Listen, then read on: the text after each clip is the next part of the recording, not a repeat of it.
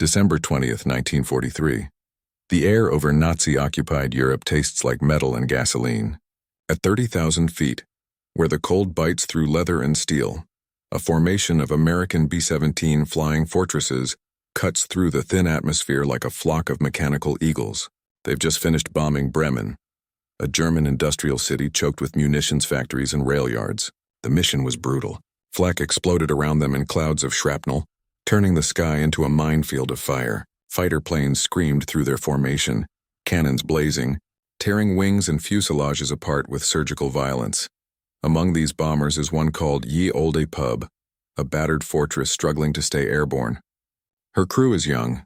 Boys, really. Most of them barely old enough to drink back home in America. The pilot is Second Lieutenant Charlie Brown, a farm kid from West Virginia with steady hands and a quiet resolve that his crew has learned to trust. But today, trust isn't enough. Their bomber is dying. The attack came fast. A German Focke-Wulf 190 dove out of the sun, cannons hammering and stitched a line of holes across the pub's nose. The plexiglass windscreen exploded inward. Shrapnel ripped through hydraulic lines and oxygen systems. The No. 2 engine caught fire, belching orange flame and oily smoke. The tail gunner stopped responding on the intercom. The bomber shuddered, dropped out of formation and began to fall. Charlie Brown fought the controls, his breath coming in ragged gasps through his oxygen mask. The bomber wanted to spiral, to tumble end over end into the German countryside below. He pulled back on the yoke with everything he had, muscles screaming, and somehow, impossibly, the pub leveled out. But they were alone now.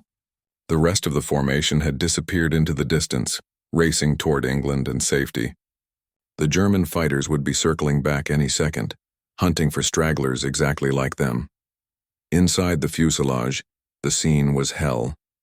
The ball turret gunner, a kid named Hugh Eckenrode, was trapped in his tiny sphere beneath the bomber, wind howling through bullet holes, frost forming on his flight suit. The tail gunner, Charlie's friend since training, was slumped over his guns, unconscious or worse. The radio operator pressed gauze against a gash in the navigator's shoulder while trying to keep his own hands from shaking.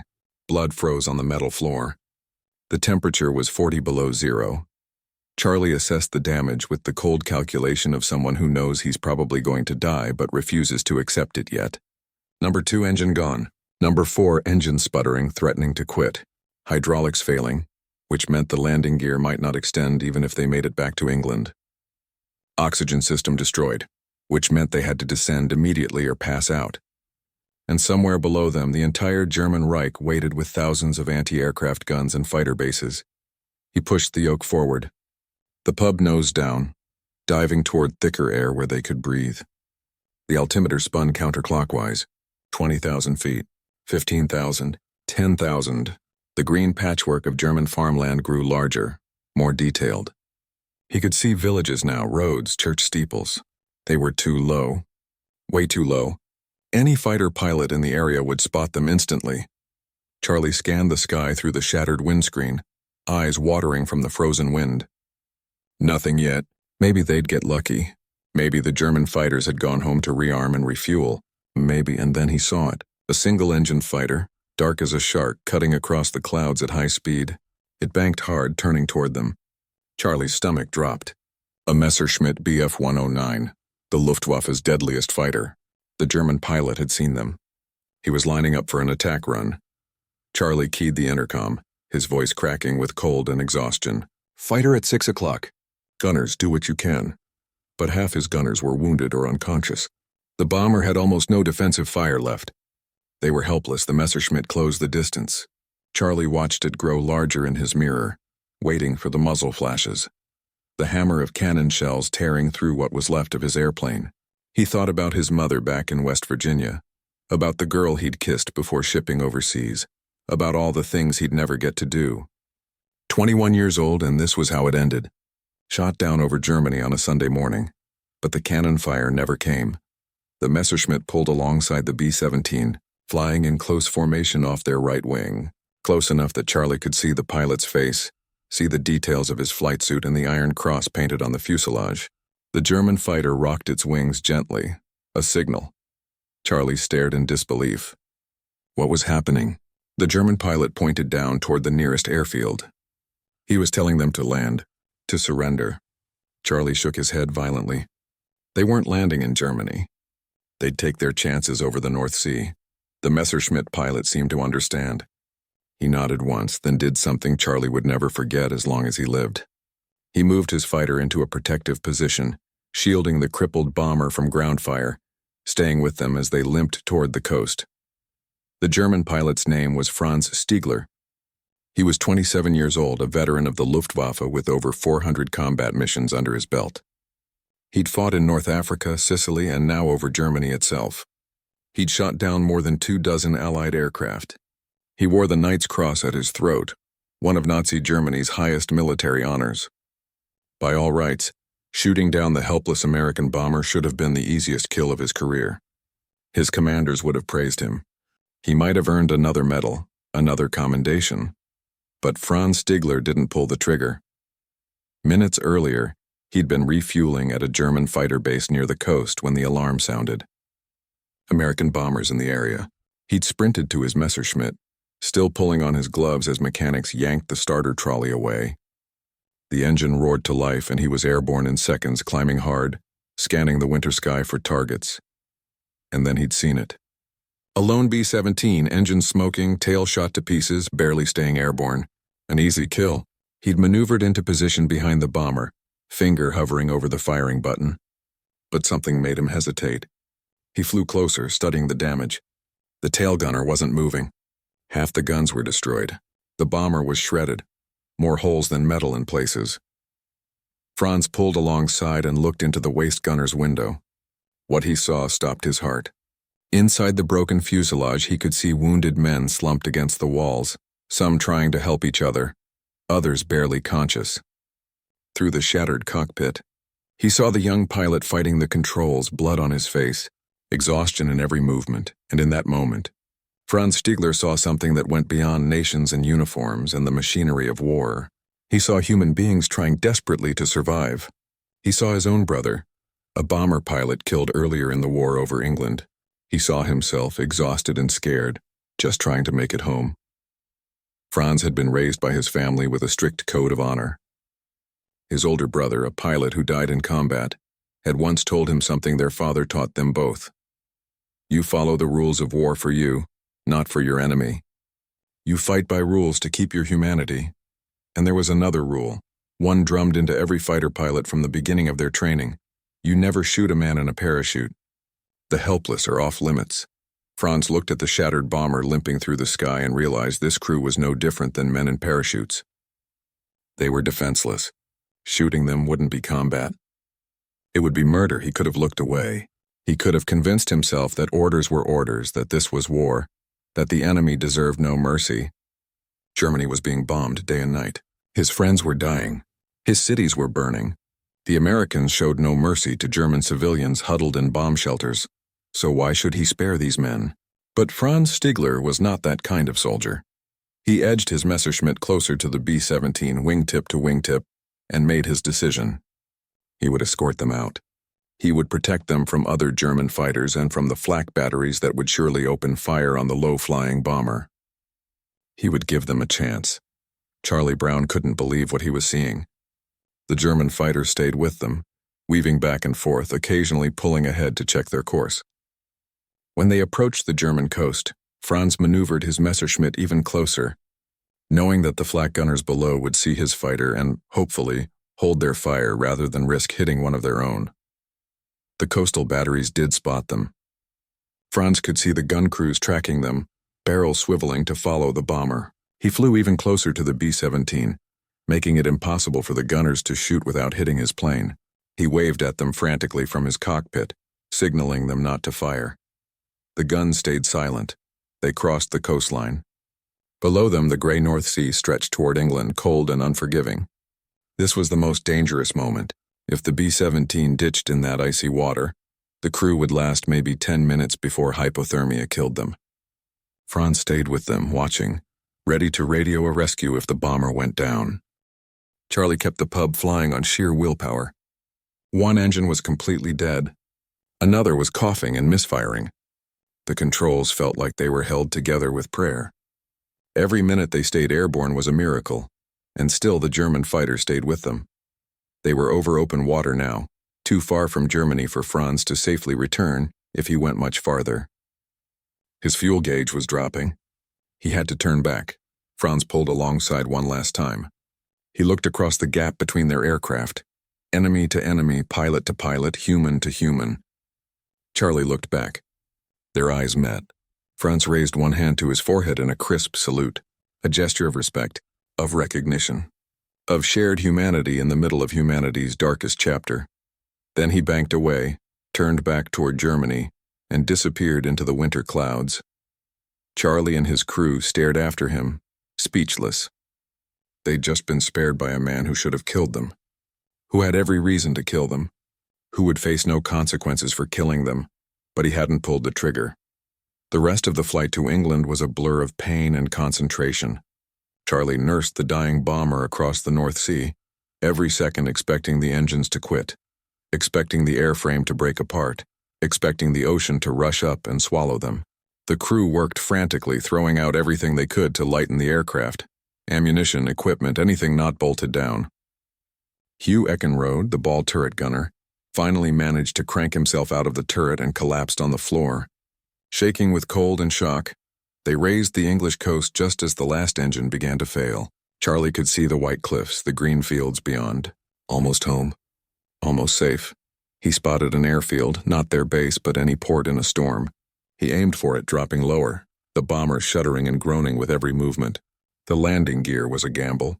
The hydraulics were shot. Charlie cranked the emergency extension system by hand, muscles burning, and prayed. The gear locked down with a mechanical thunk that was the most beautiful sound he'd ever heard. The pub touched down hard, bounced, touched down again. Charlie stood on the brakes. Metal screamed. Tires smoked. They rolled to a stop at the end of the runway with maybe 50 feet to spare. For a long moment, nobody moved. They just sat there in the wrecked bomber, breathing, alive, unable to quite process what had just happened. Then the reality hit them like a wave, and they started laughing and crying at the same time. That strange mixture of relief and shock that comes from surviving the unsurvivable. Ground crews surrounded the aircraft, staring in disbelief at the damage. There were holes everywhere. One mechanic counted more than 100 bullet and shrapnel impacts. The tail section was barely attached. One engine was completely burned out. Another was held together with what looked like sheer stubbornness. "How the hell did you fly this thing back?" someone asked. Charlie didn't have an answer. He just shook his head, still numb, and he didn't tell anyone about the German fighter pilot. Not right away. How could he explain it? Who would believe that an enemy pilot had spared them, had protected them, had escorted them to safety? In the middle of a war where both sides demonized each other, where propaganda painted the enemy as monsters, where every instinct screamed kill or be killed, one man had chosen mercy.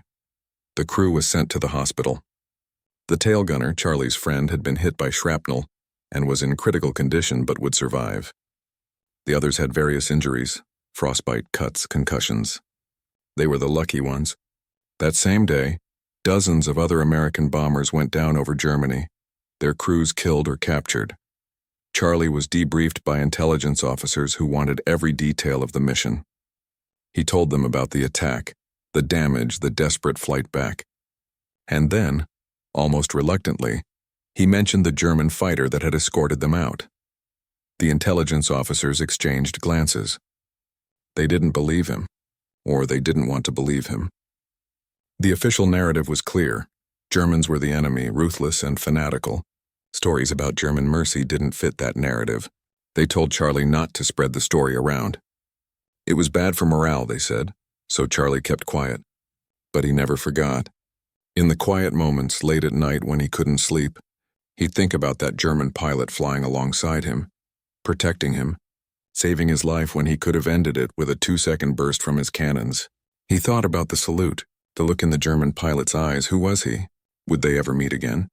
Meanwhile, across the North Sea in Germany, Franz Stiegler landed his Messerschmitt at the coastal fighter base with his mind in turmoil. He taxied to his revetment, shut down the engine, and sat in the cockpit for several long minutes, staring at his hands on the control stick. Those hands could have ended 10 lives today. They could have added another kill marking to his fuselage. Instead, they had chosen something else entirely.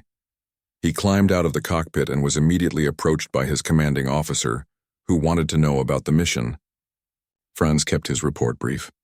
He'd spotted enemy bombers, but they had already crossed back over the water before he could engage.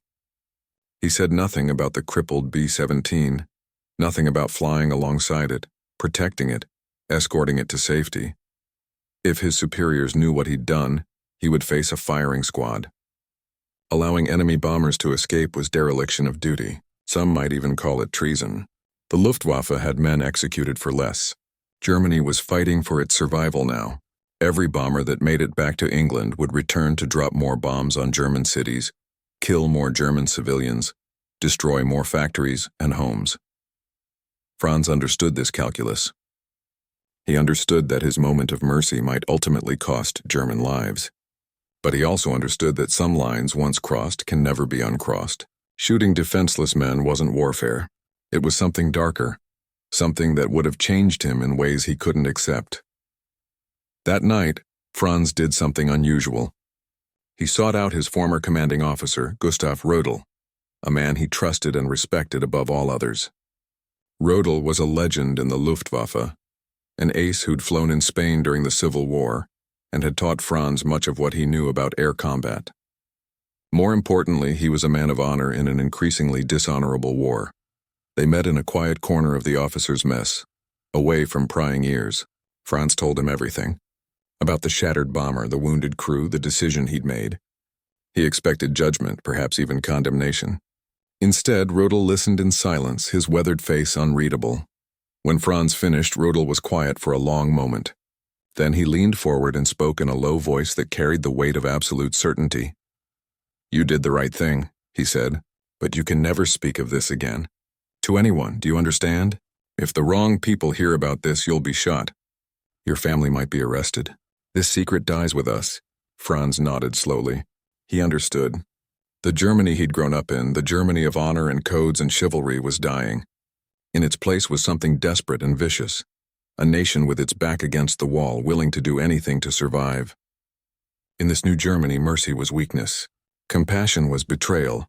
From that moment on, Franz Stiegler carried his secret like a stone in his chest.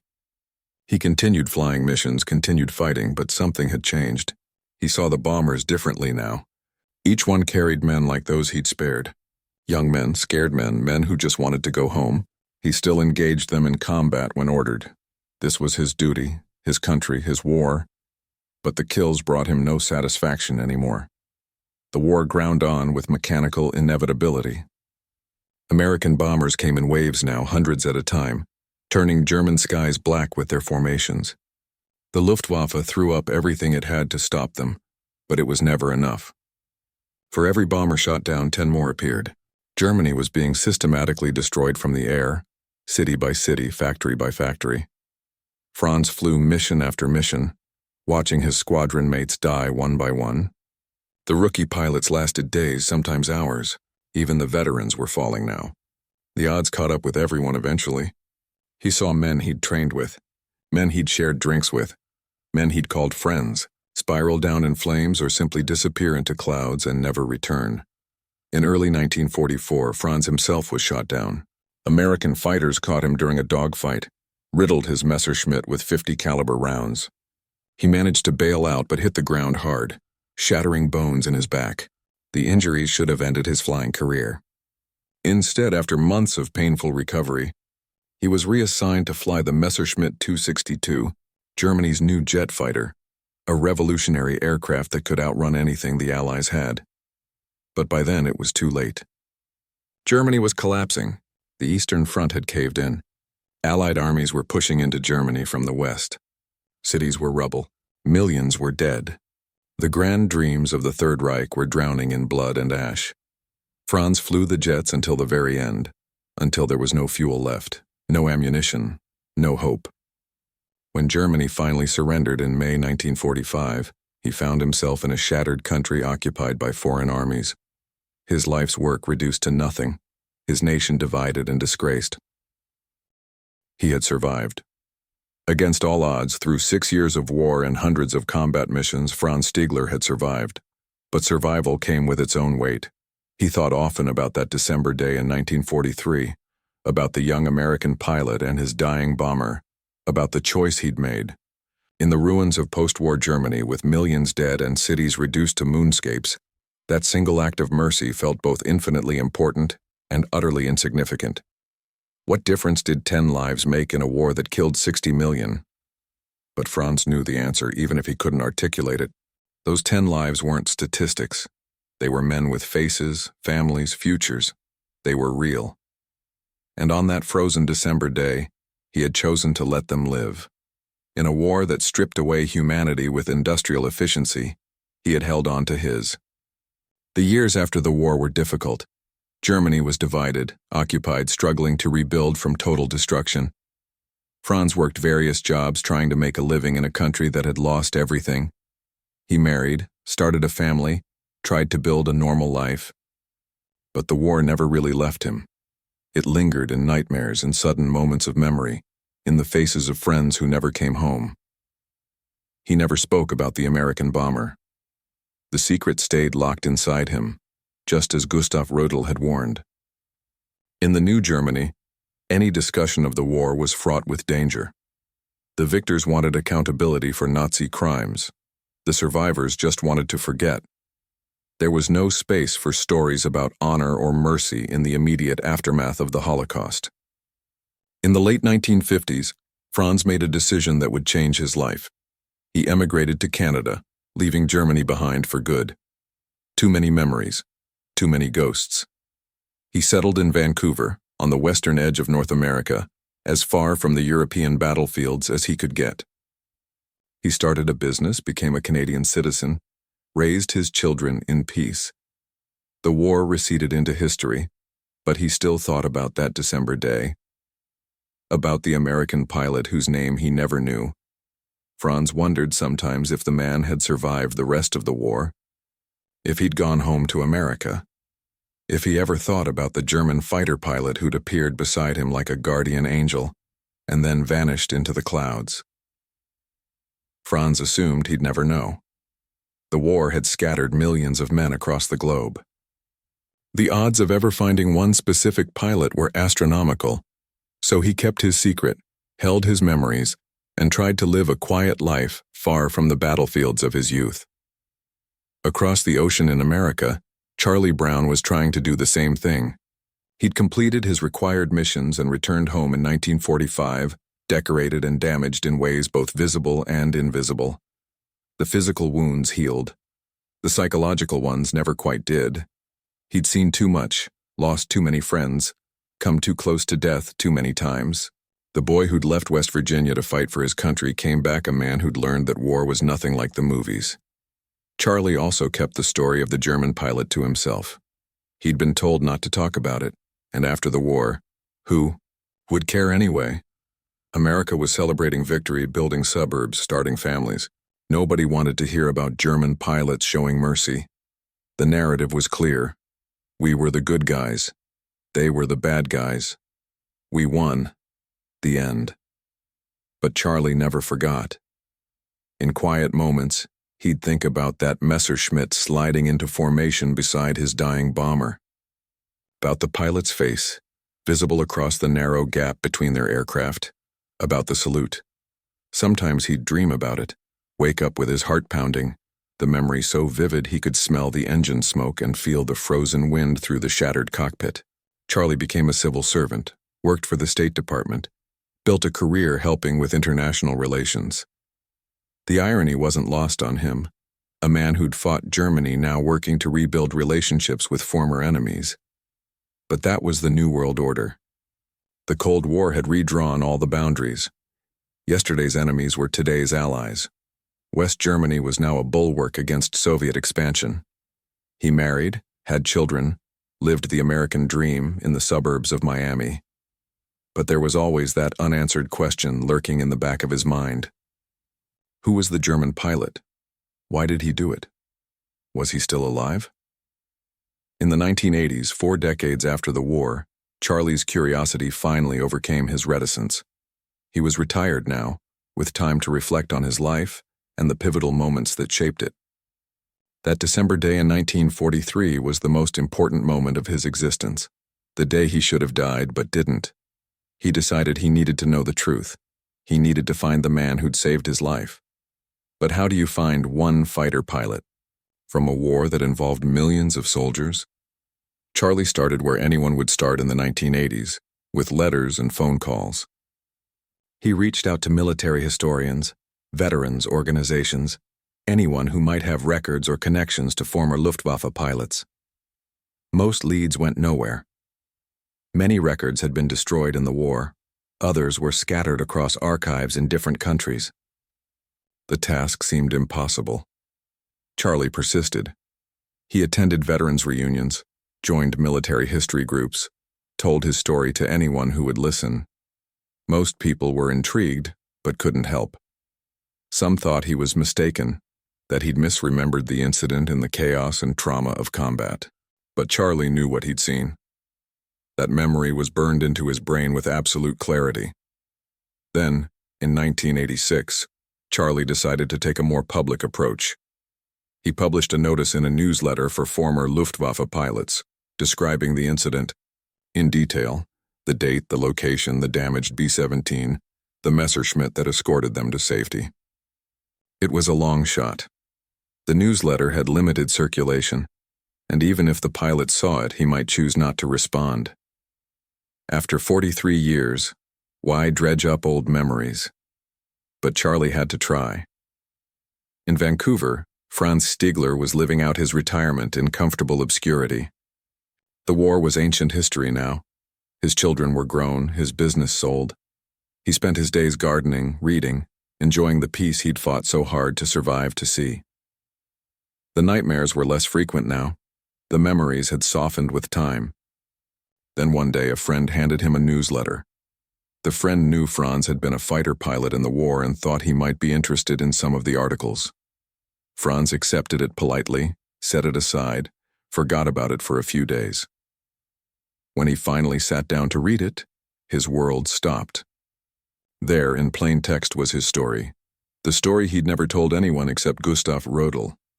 The December day he'd spared an American bomber. Every detail matched: the date, the location, the damage to the B-17, the escort to the coast.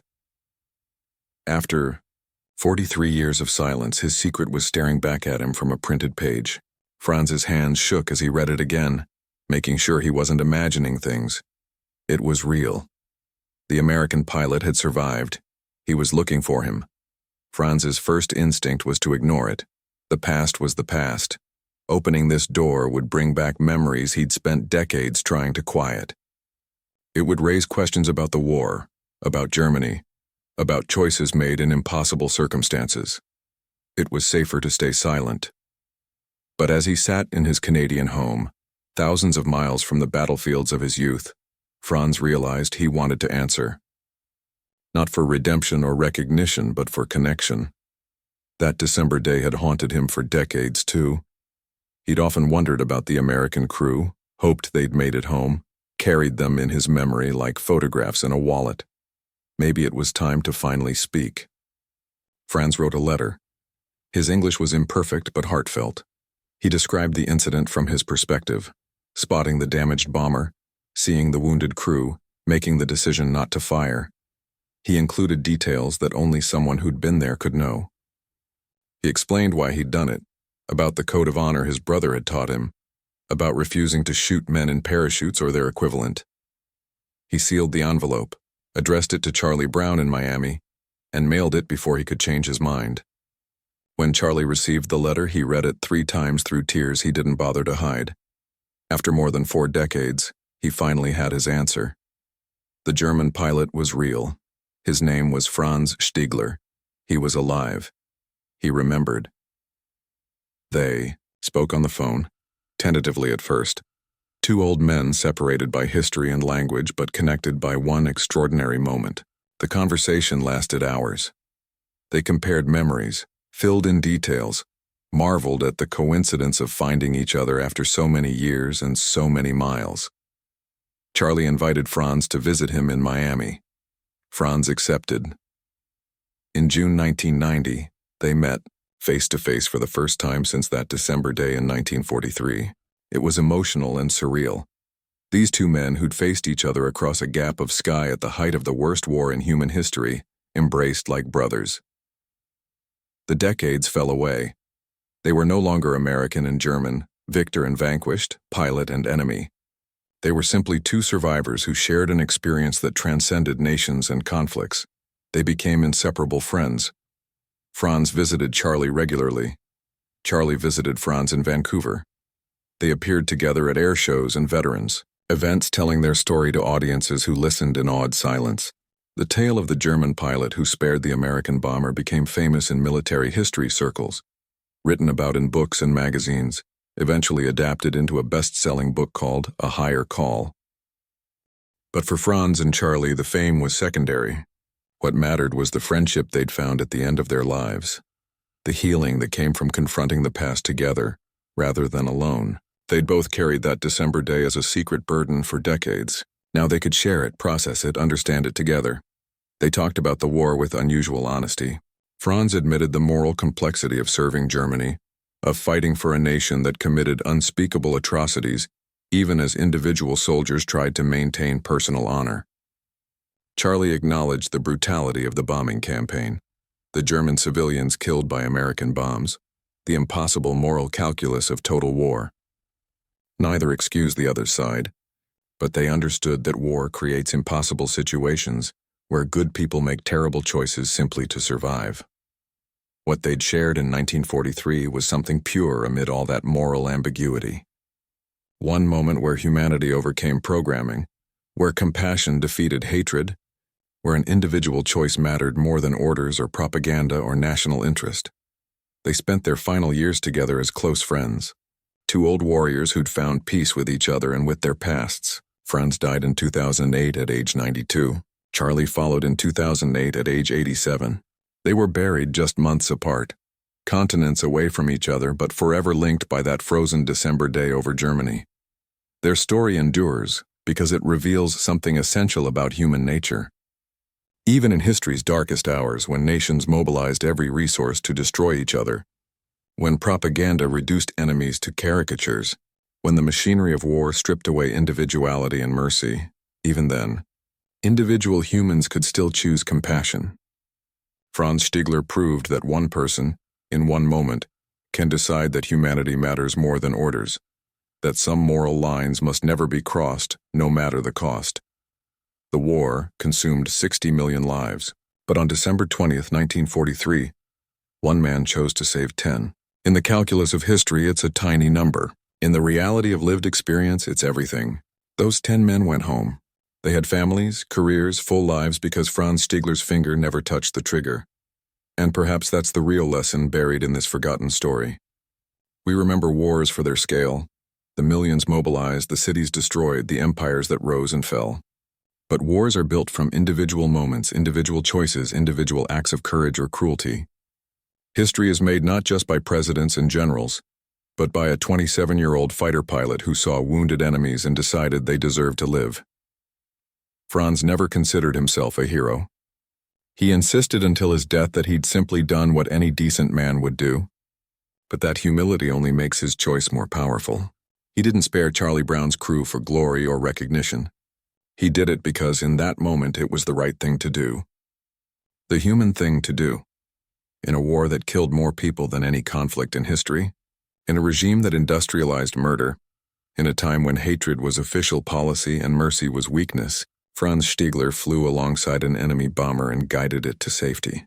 That single act of grace, hidden for 43 years, eventually brought two old enemies together as brothers and reminded the world that even in our darkest hours, we can still choose to be human. The crippled bomber and the German fighter both disappeared into the mists of history that December day. But the story they wrote together in the frozen sky over the North Sea lived on. It lived in Charlie's quiet gratitude, in Franz's guarded memories, and eventually in their friendship that proved enemies can become friends when they choose humanity over hatred. If you love untold stories from history's darkest hours, subscribe and join us on the next mission through time.